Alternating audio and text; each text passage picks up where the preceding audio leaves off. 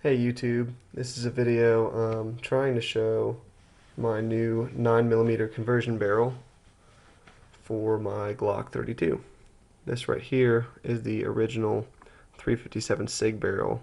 I tried to experiment before I made this video and I can't get it to show up, but here in the bottom right hand corner of the chamber it says it's 357 SIG, and on this new one it says 9mm. Rather than going with Lone Wolf or what is it, Stone Creek or one of the other aftermarket barrel manufacturers, I decided just to get a Glock factory barrel because I like my Glock factory barrel and I trust it.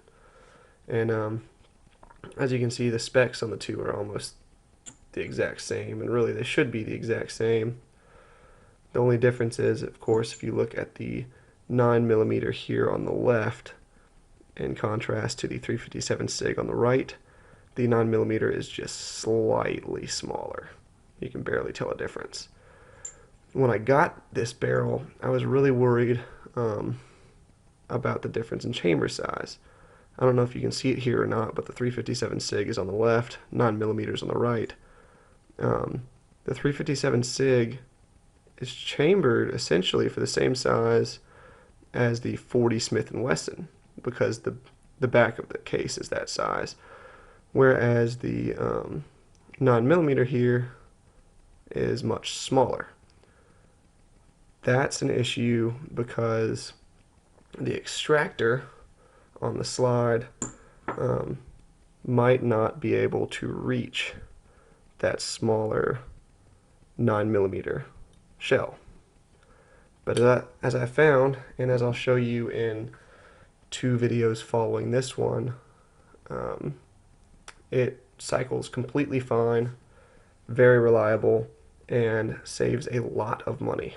It was about $150 for this conversion barrel, but I calculated it out what you're saving on 9mm ammunition as compared to 357 SIG, and it pays for itself in about 500 or 600 rounds. And if you're converting from 40 S&W down to 9mm, it pays for itself in about 900 to 1,000 rounds. So definitely a worthwhile investment, just as fun to shoot. I just prefer to carry the 357 and to plink with the 9mm. I was talking earlier about the difference in chamber size between the 357 SIG and the 9mm. I got those backwards, but it's fine.